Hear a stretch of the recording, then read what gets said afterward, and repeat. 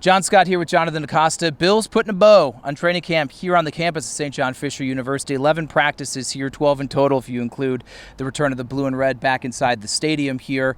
We'll kind of do an all-encompassing thing in a little bit, but we have to once again discuss James Cook. Fourth straight day, his hold-in continues, not practicing. We did find out from Sean McDermott he is part of the meetings here on campus as well as the walkthrough, so he's not completely just absent from the team. But it's uncertainty. That's the word we've been using, and it continues, and the head coach embracing that reality. What a difference 2.5 weeks make. You think back to day one of camp here at St. John Fisher. It was all roses and sunshine. James Cook, he's been at mandatory minicamp. Now he's at training camp, fully participating on day one. Skip ahead 2.5 weeks later. The mood really here at St. John Fisher, a lot different, with the team obviously needing to do what they need to get done on the practice field, but this situation of Cook almost looming over the head the same way this haze has over the sky here in Pittsford the last few days. It's an interesting dynamic because Brandon Beane, he's the one in charge of the business side with James Cook and getting that contract negotiation done. Sean McDermott and Josh Allen, they don't have anything to do with that. They're in charge of kind of going to war with Cook and putting him in situations and getting him the ball to make sure he's the best player possible and also that he benefits the team and contributes to the team in winning. So it's interesting to hear sort of both of them sort of speak to that, saying, hey, the business is the business, but we support James Cook. We would love nothing more for him to be out there on the field. So interesting sort of insight because, you know, there's that sort of organizational alignment between Beane, McDermott, and Allen, but in a situation like this, there can be different feelings for the three of them. And even Brandon Beane has reiterated constantly throughout all of this, we want Jimbo here, we want him to be with the team long term, but it is business, and numbers are numbers, and clearly at this point in time, those numbers are not aligning.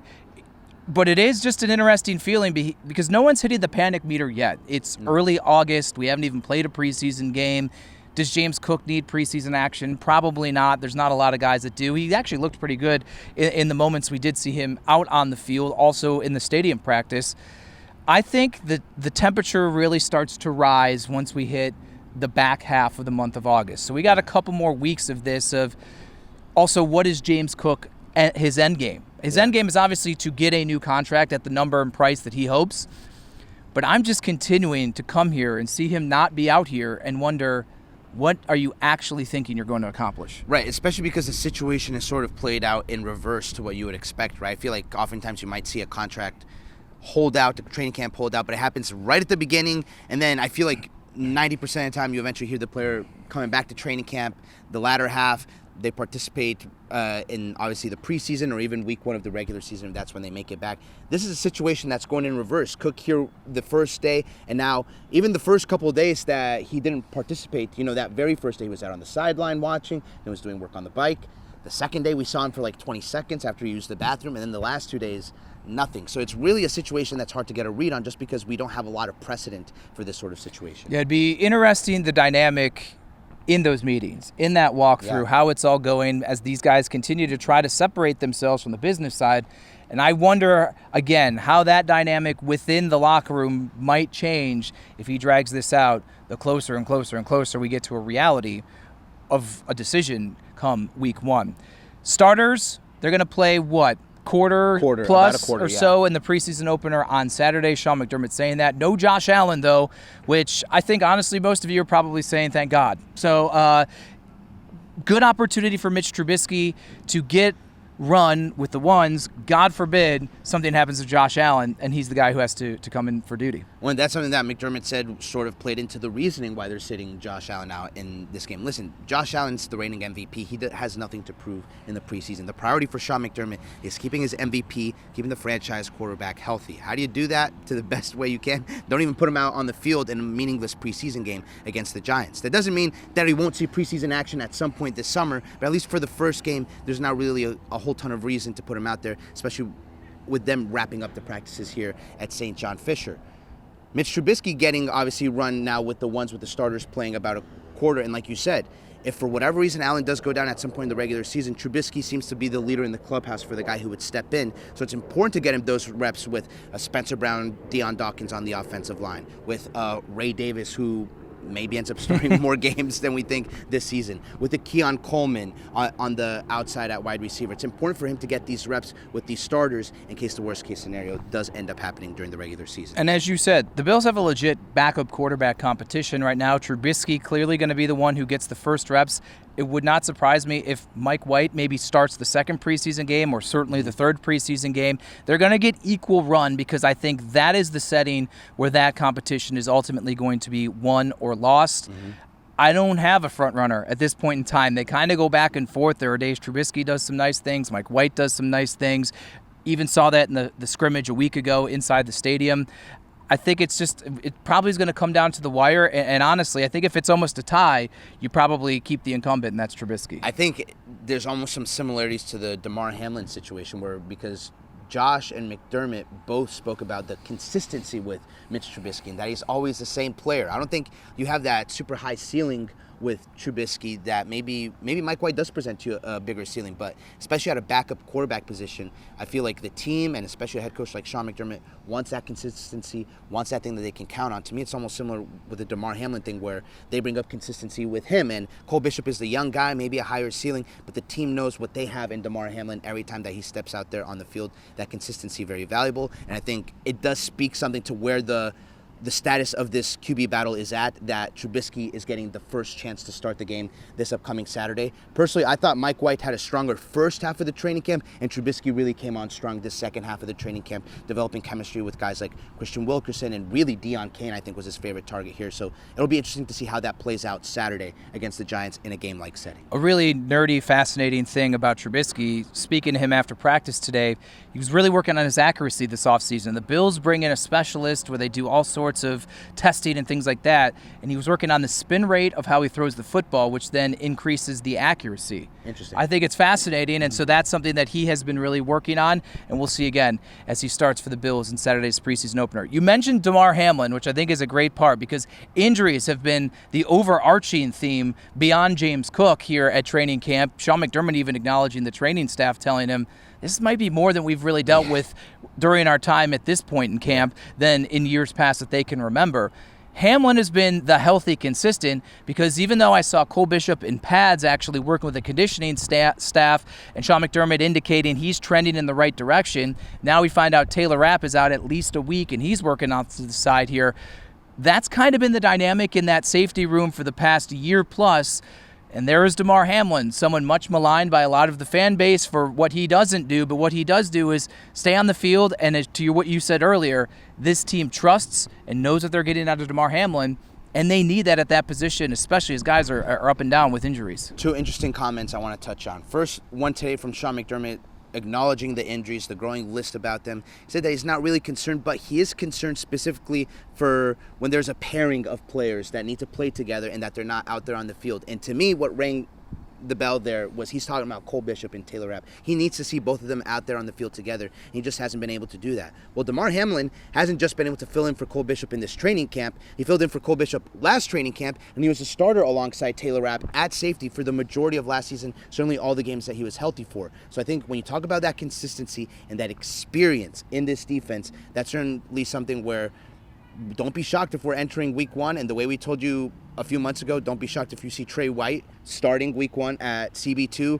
Don't be shocked if you see Damar Hamlin starting at that second safety spot alongside Taylor Rapp. Nothing personally against Cole Bishop or even what he's shown when he is on the field. He just hasn't been on the field long enough to develop that consistency with Taylor Rapp. The second comment I want to touch on really quickly was Damar Hamlin had a moment of introspection when we got to catch up with him a few days ago. And he said that in terms of last year, he felt like he was chasing after plays, that he was antsy in his game because he felt he needed to prove to the world what he was as an athlete, that he could be a contributor to this Bills defense coming off the cardiac arrest. We know that first year back, he was mostly just a special teams contributor. So it was a big step up for him to be in that starting role on defense. And I think you saw it at times there on the field, even just to the naked eye.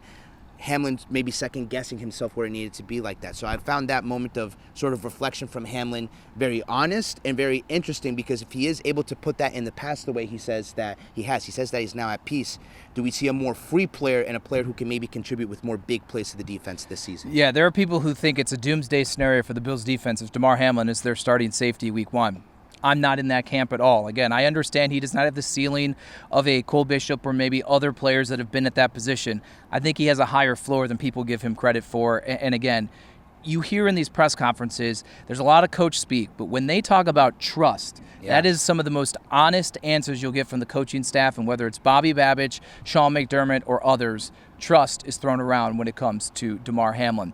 Camp is done. Let's kind of take a 30,000-foot view here of what we've seen over 10, 11 practices here. I've gotten away from my notebook. There wasn't anything to put in there today. We don't need it anymore today. Let's just think of the guys that stood out the most to us, and you and I are in agreement with who the first one is, and that's Matt Milano. That's right. I think it's a name that Bills Mafia will be happy to hear that has had a good training camp, and it's something where we've seen what Matt Milano, the all-pro linebacker, is on the field when he's healthy. Unfortunately for him and the team, really, that hasn't been really the case the past 2 years, right? So you wondered, and the team even spoke about it, what a full offseason being healthy would do for Matt Milano coming in. He's been flying all around the field, forcing turnovers, making tackles in the backfield, really flying with the speed that we're used to seeing from Matt Milano. Oftentimes when you hear from players talking about coming back from injuries, they talk about the trust in the specific part of their body that the injury was suffered. We haven't been able to really talk with Milano much this summer, but you hear from his teammates, you talk about his coaches, and they sort of talk about that trust that he has in his body, and though he's just playing out there confident and freely. So to me, for as impressive as Josh Allen is out there, Josh Allen obviously QB1, MVP, Matt Milano across both sides of the ball honestly might be the most impressive player this training camp. I think every single day there was at least one or two, if not more, moments where you just see Matt Milano, whether it's flying through the gap at the line of scrimmage and pursuing a ball carrier at the line or even behind it, or if it's running down the sideline in coverage, or if it's just reading and reacting, you could see the speed, the instincts, the explosiveness, and that is what makes Matt Milano one of the best linebackers in all of football. The Bills clearly were skeptical because they took that extra year of his contract off, meaning it's a prove-it year for him. He will become an unrestricted free agent after this season. So the Bills and Milano reworking that contract for, hey, maybe he'll get more money if he performs and returns to an all-pro form, but they were protecting themselves. It's just training camp. It's just a couple weeks, and he has to stay healthy. He has to stay healthy, which has not been an easy task for him.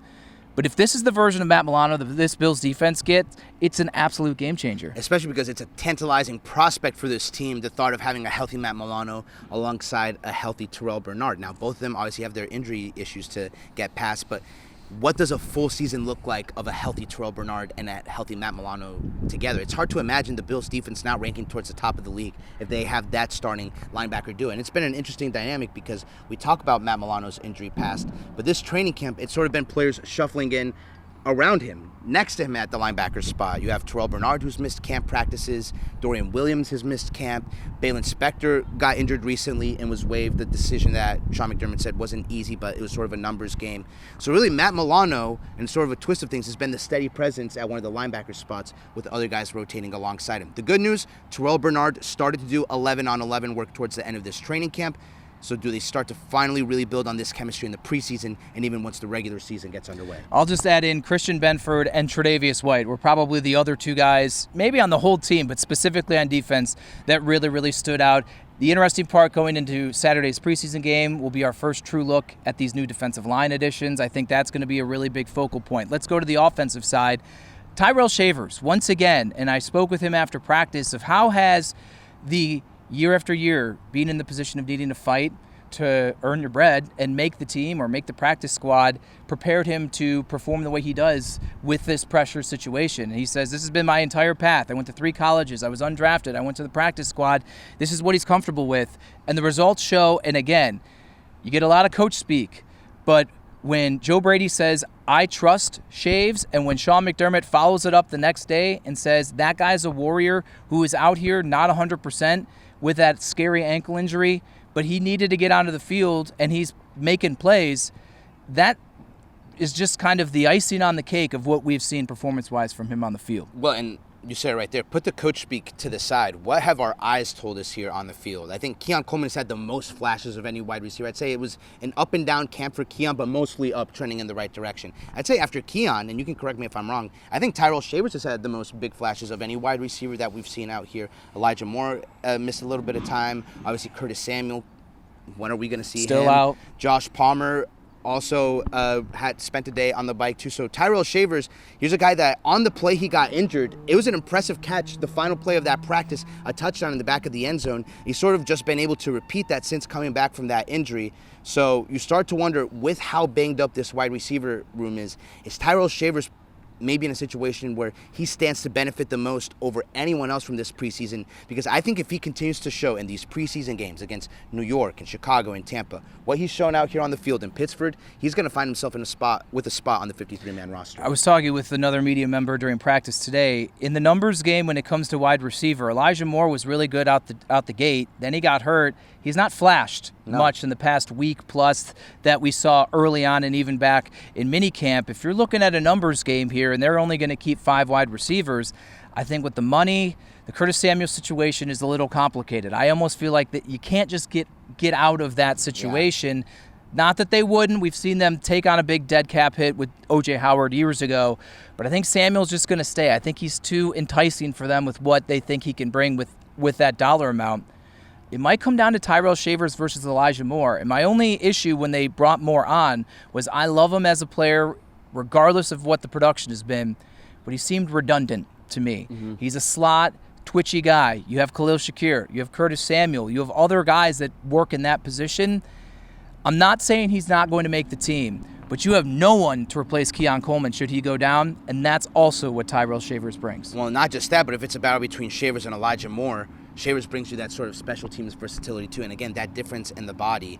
And I can't believe we forgot to say his name, but Khalil Shakir, one of those injured wide receivers too. So Sean McDermott said that there's hope that he's back for week 1, which would obviously be a very welcome sight for this Bills team. But what happens if one of Khalil Shakir or Curtis Samuel's not ready to go week 1, right? Then, or do they end up on a short-term IR situation? There's just a lot of scenarios where you can really envision yourself seeing Tyrell Shavers on the 53-man roster, and that's maybe not something that we were saying this loudly at the start of training camp. No, I told you at the beginning, my 53-man roster projection, you can rip it up. It probably wouldn't be very good. Still a lot of time. We got the first preseason game on Saturday and obviously 2 more weeks after that. We're done here at Fisher. Yeah. We're moving out of our dorms. Marge's, Pittsford Dairy, Pittsford Pub, on and on. It's a good time up here. I'm ready to go back home to my bed. I'm ready to go back home to Buffalo and maybe sleep in for a day. Sleep in for a day and a half. With Jonathan Acosta, I'm John Scott for Channel 2 Sports.